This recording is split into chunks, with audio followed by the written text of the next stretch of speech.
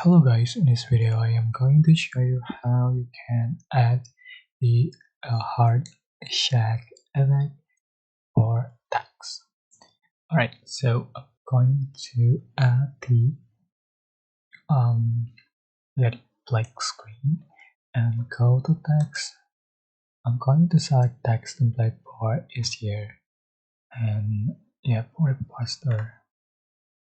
So select the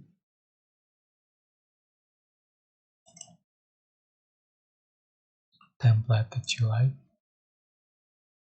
But you can also add text to bold text.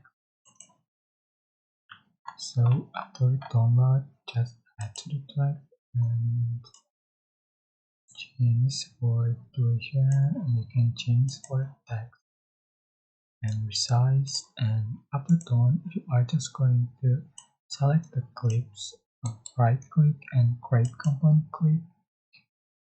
So just going to select effect and select nightclub and select shag effect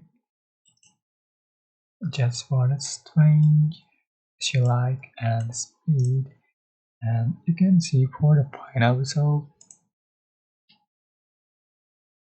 So that's how you can add the shag effect to text in CapCut Special for PC.